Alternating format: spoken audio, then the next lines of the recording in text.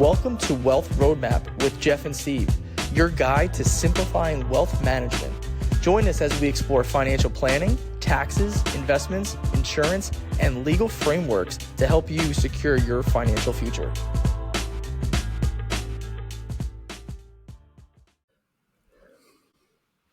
Welcome everyone to episode 4 of the Wealth Roadmap with Jeff and Steve. I asked Steve before we hit record if he was ready, and he said he was born ready. That's a lie. I never said that, although, yes, I am ready. And while he was born ready, he is never on time. I find it very ironic. But anyway, we have a great show today, ladies and gentlemen. We're going to go over the bucket plan.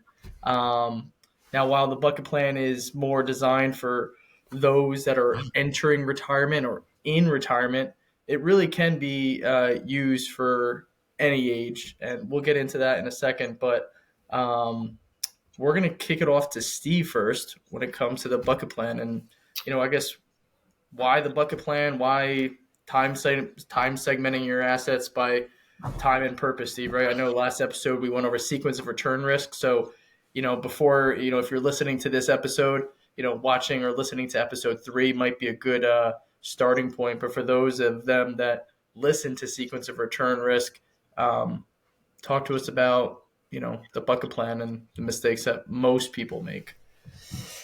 So I think that the biggest thing there, to get to that, let's first start with the money cycle. I think that's, a lot of people may have their own definition for the money cycle. When we look at the money cycle, and going back to why we want to get into the money cycle first, is to get a better understanding of why we even want to use the bucket plan or want to use a philosophy such as the bucket plan. And it really has to do with the different phases that we go through throughout our life. Again, we call it the money cycle. There's probably different names for that. There's different terms for that. We'll start with what we define as the money cycle with 3 different phases.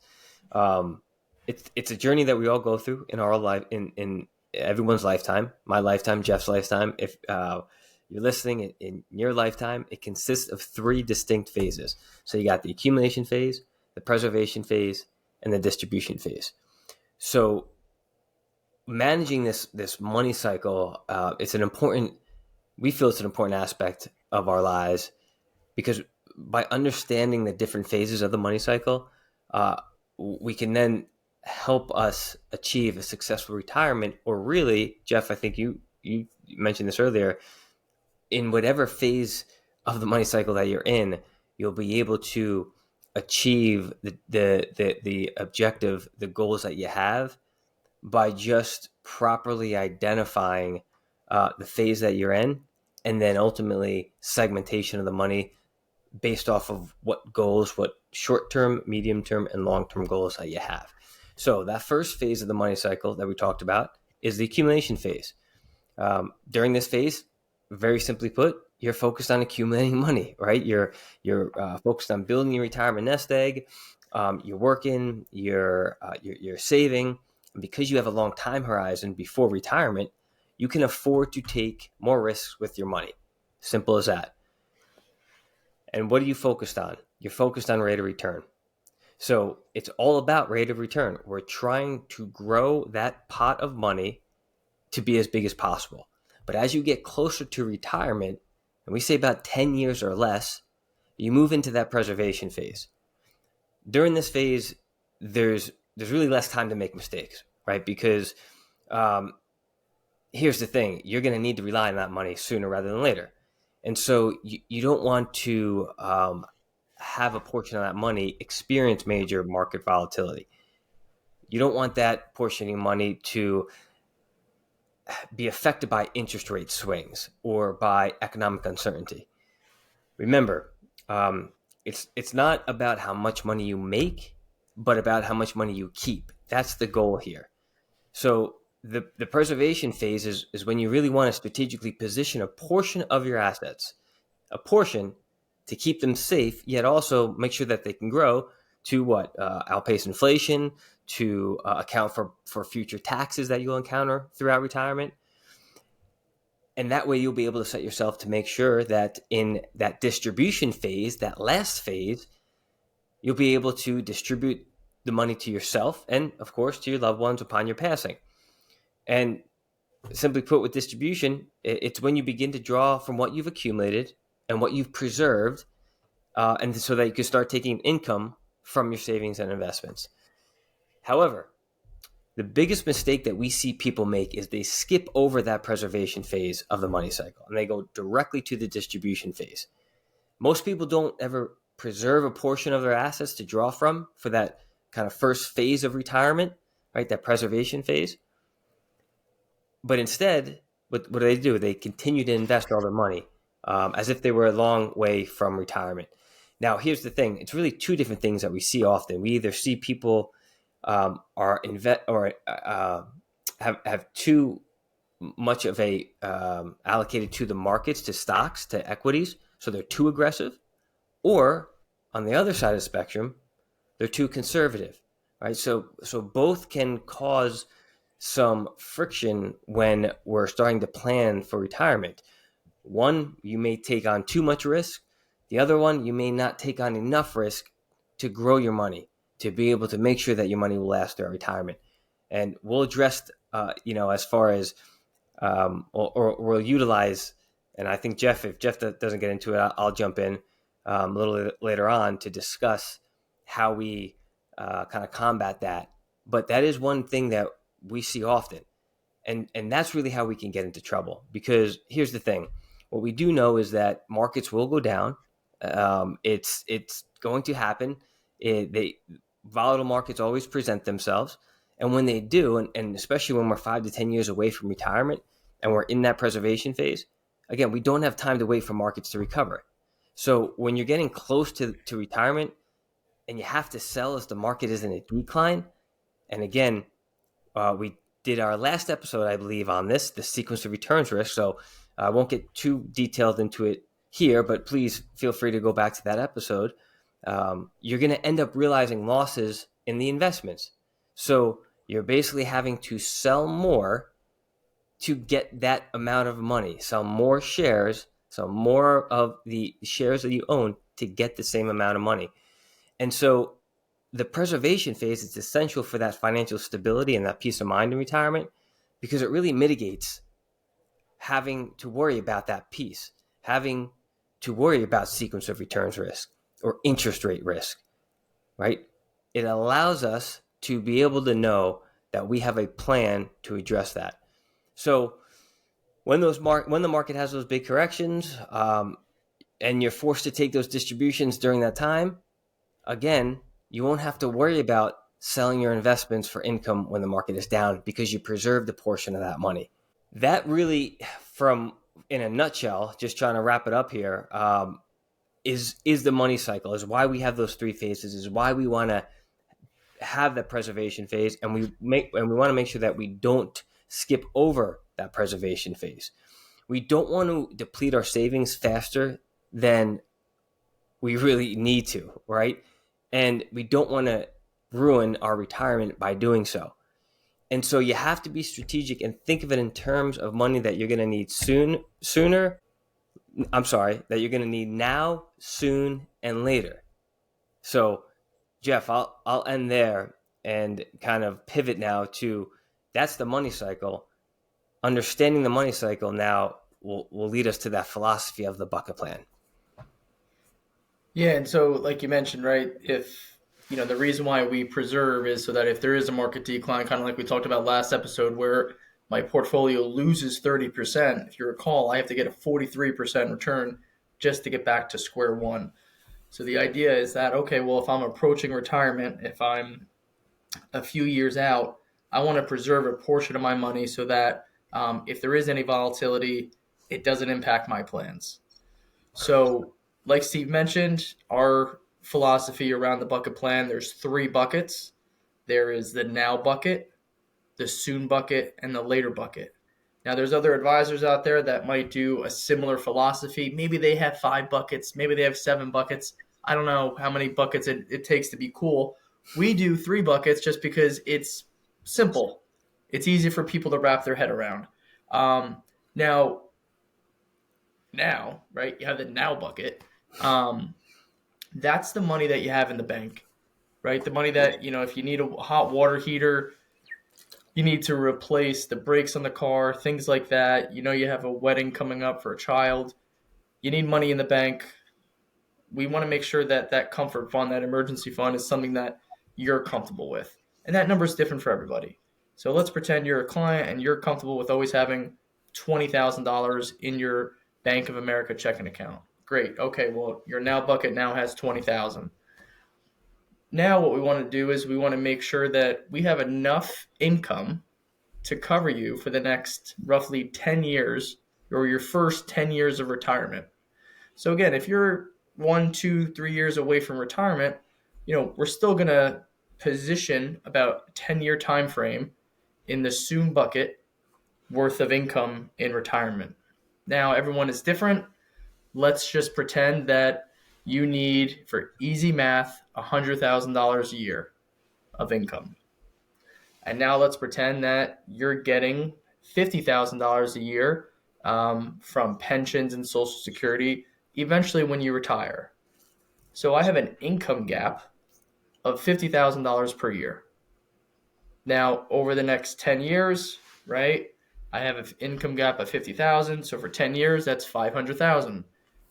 Let's not even include inflation and get into those weeds. But I basically want to put roughly that 10 years worth of income gap, that $500,000, in conservative, less volatile investments, right? Like Steve mentioned, we want to preserve it so that if there is any market volatility, that money is sitting there. Now And so there's Jeff, different. Go with ahead. that soon bucket, right? Going back to one of the mistakes that I was mentioning in the money cycle, a lot of people end up being too aggressive with all the money or too conservative. And so what you're saying with this, with the soon bucket, which is crucial, is that it's taking a more conservative approach, right, for a part of your money. But then, of course, I'll let you get to the next one with the later bucket. But I think just keep that in mind, folks. Here is that that's the key is making sure that you do have separate risk tolerances for each piece, or I should say for each bucket, for the soon bucket and the later bucket. Sorry, Jeff, go ahead. I just wanted to kind of tie that together. Yeah. So again, there's different ways to have your, we'll call it, your first 10 years of retirement income set aside. Maybe you want to do a spend down approach. And we can get into that into kind of another podcast. But for today, let's just keep it simple. We're going to have 500,000 again in conservative assets, and what that allows us to do is take our other assets, put it into the later bucket, and like Steve mentioned, maybe have it invested for growth. So what this does is it allows me to have my money growing for me, doing well with the later bucket, because historically we know that the equity markets, should perform better or may perform better over a long term, but we don't want to run into a sequence of return risk where, we want to retire in 2007 right before the market crashes, or 1999 before the dot-com bubble, or right before COVID, right? We don't know when you go to retire what those first few years of retirement are going to look like. So, like Steve mentioned, we want to preserve a portion. So we preserve the first 10 years of retirement. And what that does is it buys you a time horizon, right? When you're 50 years old and the market's going up and down, you're really not panicking too much. Yeah, it might stink to see your statement go down, but you know that you have a paycheck coming in, right? You know that your paycheck's coming in, that's paying your mortgage or your rent, your groceries, your living expenses, all that. So you're not freaking out. When you get into retirement and there are no more paychecks, and now you have to rely on your nest egg to create those paychecks, to create that income to live on, and all of a sudden there's volatility. Well, if you have 10 years worth of, or 5 years worth of income set aside in non-volatile investments, you have a time frame. You know that, hey, the next 5 to 10 years, set aside. And yeah, my later bucket might be experiencing some volatility, but I don't need that money for 10 years. That's right. Correct. Pause. So, um, when it comes to, again, the bucket plan, again, there's, you know, in terms of like what you can do in the soon bucket or how you can invest it or how you can invest a later bucket. We'll get into that in another episode as well. But this is really just creating a plan for you to know what assets you're going to be spending first, right? You're creating a withdrawal plan, a retirement income withdrawal plan. So going into retirement, maybe that soon bucket, maybe it's made up of money from your Roth account, maybe it's made up of your traditional IRA, maybe it's made up of your brokerage account. If you're working with a financial advisor who's taking taxes into perspective, kind of like we talked about in the past episode, hopefully you have a tax efficient withdrawal strategy for your entire retirement income. So, in terms of, again, what you have in the Soon bucket, it could be made up of multiple registered accounts. Again, it could be money that you have in your savings account, it could be some IRA, but the idea is that that money that's kind of quote unquote labeled in the Soon bucket is going to be less volatile. Yeah, and think of it like, and I think we had talked about this. The bucket. If you remember the funnels, we talk a lot about the tax efficient funnels. So, like Jeff had mentioned, you have the tax efficient funnels that fill the buckets. So within those buckets, in order to have, like, the bucket plan allows us to segment our money based on time and purpose. We're able to take each bucket, have the objective that we want for each bucket, distill it down for the goals that we need for each bucket, and then from there fill those buckets properly. And by using those tax efficient funnels, now not only do we have a plan that we know how to segment our assets, but we also now know when and how to distribute them in the most tax efficient way by placing the right accounts in the right buckets, and of course the right investments within those accounts, not only to grow into the right tax conditions, but to give you that tax efficient withdrawal strategy. And that is key, is that the bucket plan, Jeff talked about this in the very beginning, it's a however many buckets you want, it doesn't really matter. But what does matter is that there is that plan so that you can segment it, but also making sure that the right type of accounts are in the right buckets, whether it's the soon bucket or the later bucket. The now bucket is really CDs, savings accounts, checking accounts, liquid money. And when I say CDs, short-term CDs, but liquid money, cash at the bank. Of course, we're foregoing interest. Of course, now with interest rates being higher, it's those interest rates are a little more attractive. But the point there is that now bucket, we don't really have a risk tolerance that we need to worry about. We're not really investing. The now bucket Yeah, is there. it's liquid money Yeah, for if they need to get that hot water heater over the weekend.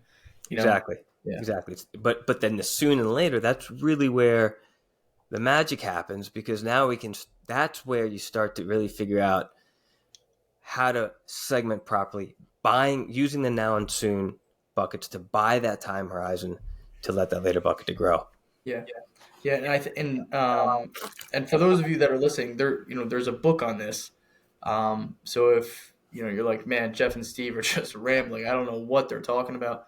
There's a book on this that probably articulates this a lot better. You can also go to our website; That's that'll right. articulate it a little bit better. But the reason behind this is, if you think back 50 years ago when there was pensions, you retired, you got an income stream, gold watch, and you're done. But that's not the case anymore, and that's kind of like what we talked about with sequence of return risk, where again, now you have to make sure that this next nest egg is going to last you for the rest of your life. And yeah, like if Steve mentioned, if you're too aggressive and you're too invested in equities, and all of a sudden there's a down market, now you have the chance of running out of money quicker because you're burning the candle at both ends. Market's down, you're pulling money out in retirement. You might run out of money. At the same time, if you're too conservative and you're not keeping up with inflation and you're pulling money out, you may also run out of money there. Yeah. So this gives you a way to, again, position your assets so that you have a portion of your money allocated for your first, 10 years or so of retirement.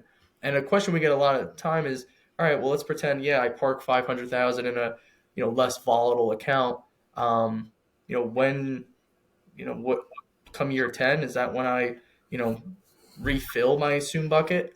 And to answer that, it's really going to depend on what the market's doing, right? So hypothetically, if you had, 500,000 invested in conservative investments, you're not going to get 0%, but you're not going to get 10%. Maybe you're going to get something in, I don't know, 3 to 6% ratio. So hopefully it's not going to last you just 10 years, maybe 11, 12 or so, depending on what you're invested in.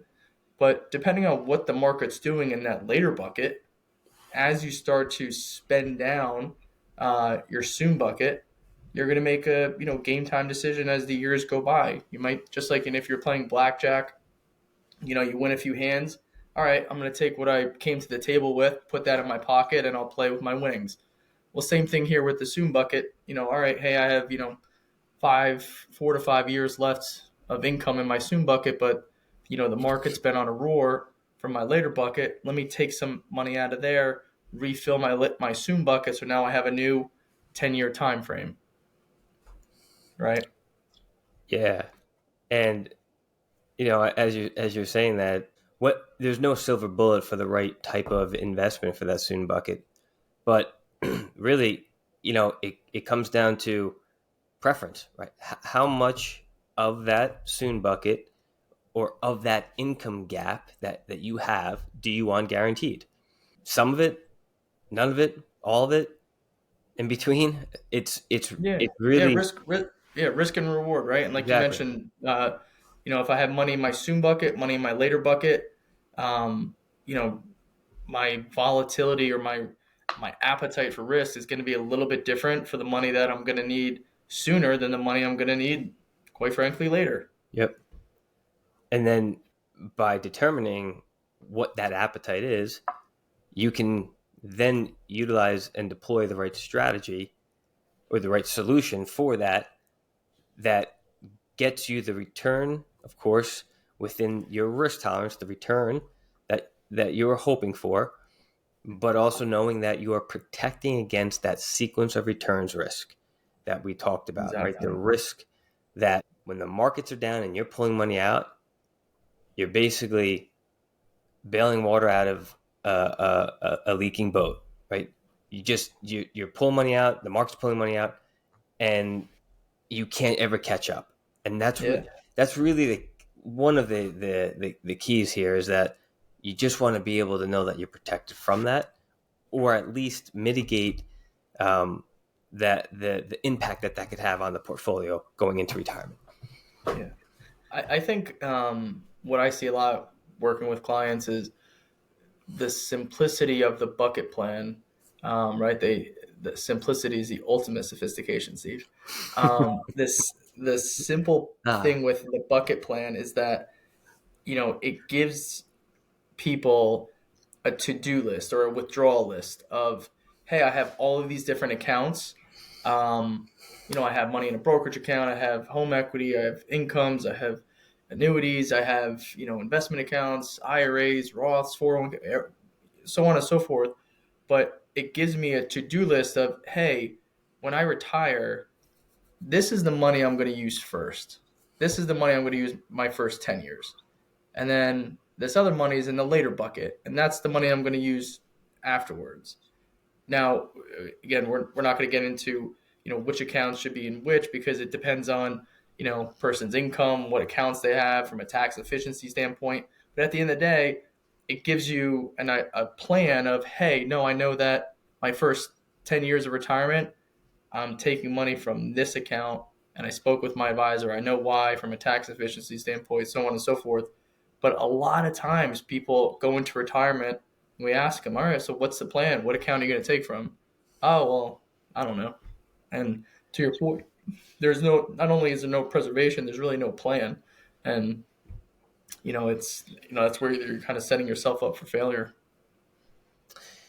and it's the plan, right? Just having a plan, as we talked about, right? I think in that very first episode that we did, it's crucial because it solves a lot of the worries or some of the anxieties that retirement can bring, because that's, it's the time horizon that gets that.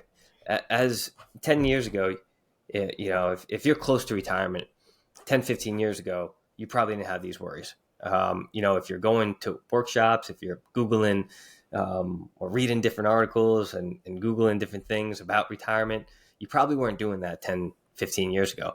The reason being is because of the time horizon, right? You had a longer time horizon. When you get close to retirement, time horizon shrinks. That causes a lot of these worries. And now that causes a lot of these risks that we could start to face. So that's, again, going back to having that plan, having the bucket plan or whatever plan it is that you decide to utilize. It really it enables you to be able to, buy yourself, if implemented properly, if properly, you position that plan properly, buy yourself a time horizon, provide yourself the ability to eliminate or mitigate a lot of the risks, but also have an opportunity to grow your money over long time horizons. Because we got to make sure that we grow our money, because we know inflation is there. We know that the risk of taxes is, or the likelihood or the potential likelihood of taxes increasing in the future. Again, if Congress does nothing as of right now in 2026, taxes go up. That's fact. So, healthcare is another big concern, right? Long-term care, the cost, the expenses around that. There are many consequences. There are many risks that we can face in retirement. Having that plan, I know we talked about, time horizon and risk, but there's a lot of other things that can be protected, or actually, I shouldn't say that. A lot of other things that once you have the plan can be addressed so that you can protect against them. But the foundation, it's like that, building that house. Once you have that foundation, it allows you to be able to start to address a lot of other areas that you may have concerns over. Yeah, absolutely. And I think, if you're 60 years old, about to, maybe head into retirement, you've seen what the market, hopefully has done for you over the last 40 years, Yeah. right? If you have a 401k, right, you've seen some success there. So possibly what that market can do in the later bucket. But yeah, to Steve's point, you don't want that money to be invested in the market and then there be that volatility, that 30% drop.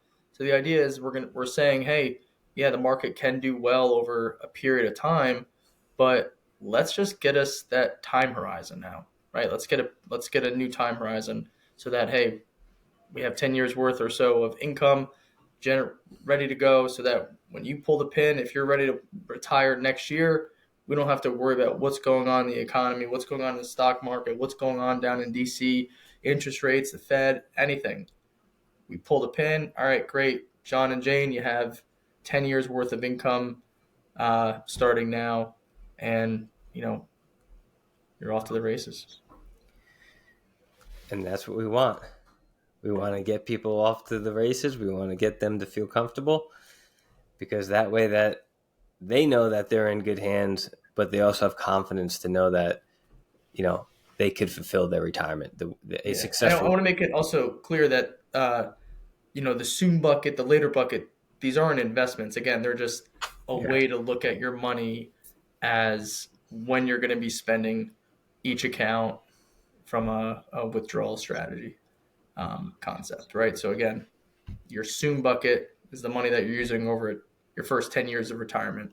So that might be, John's IRA, and then maybe you have Jane's IRA and a brokerage account and other retirement money of John's in the later bucket, whatever it might be. But, again, if Yeah. we've done a poor job at this, there's a book on it that we'd be happy to share with you.